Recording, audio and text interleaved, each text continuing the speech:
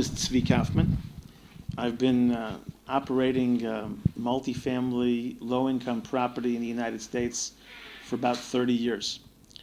Recently, I've been receiving phone calls from individuals in Israel, most of them Kollel members, that have invested or are thinking of investing into single-family homes in minority areas in the United States, such as Cleveland, Michigan, Philadelphia, Buffalo, New York.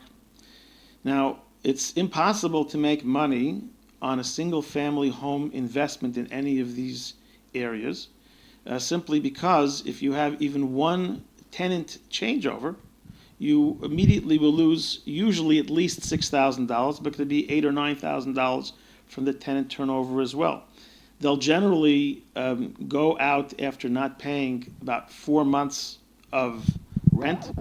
They often steal the appliances, the refrigerator and the stove. You always have to put in $3,000-$4,000 of repair into an apartment after a minority family leaves the house.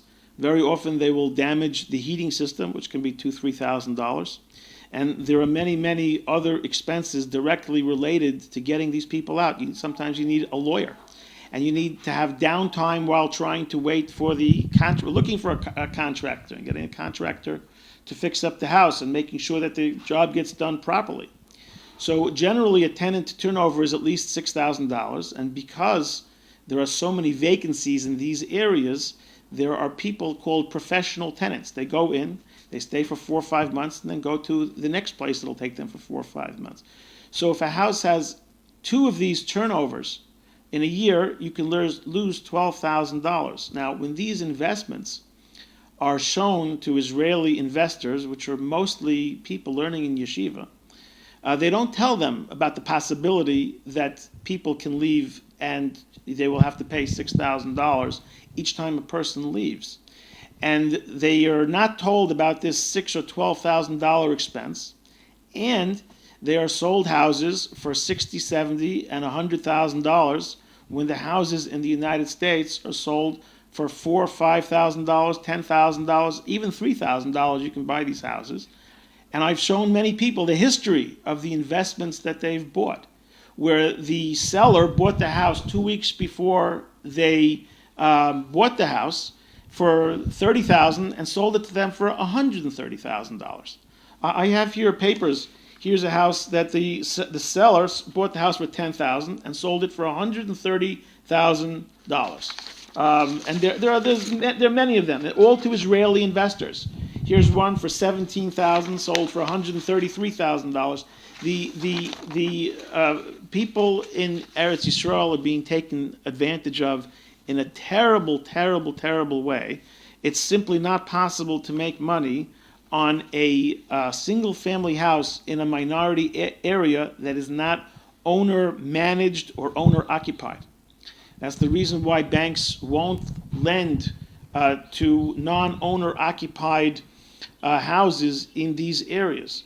Now, if somebody is hands-on and he lives right there, you might be able to make a few dollars, just a few. But it's certainly not possible for anybody in Israel to know what's going on, and people have lost everything. I've spoken to many, many people that have lost their entire life savings, and the investment is still going on. Because what they're doing is they're sending returns to these people in Israel so that they shouldn't realize that they've lost everything, so that they could sell more and more of these houses. There are many of them being sold today in Cleveland, Buffalo, Michigan, and Philadelphia. These are the primary, Tennessee, these are the primary areas which in America people don't have what to do with these houses. They're just standing vacant. If a bank is not prepared to give a mortgage, that's a warning signal that there is probably no money to be made from this investment. In order to properly invest, you have to look where people are investing. No American will invest money in a minority single-family home, period. You can invest money in better property. You have to know what you're doing. In low income, the only way to buy is if you buy something that has many, many apartments and you share the expenses and you can make some money. And banks lend to these properties as well. but it's not possible to make money whatsoever from a single or two-family home in a minority area in America. It's just not possible. In Yiddish, there's a saying, if the kala is too pretty, check her relatives. If the investment sounds too good, it's not good. Bernie Madoff promised people 10% return, and everybody went to him. You can't guarantee a 10% return unless you're a little bit involved. You just can't do it. That's the nature. And so if anybody's promising you 10, 12, 15, 17% returns like they're promising to people in Israel, then run away. And by the way, you don't need a heter iska for such a situation because there's no profit. A heter iska is only when there's profit. Here there's no profit.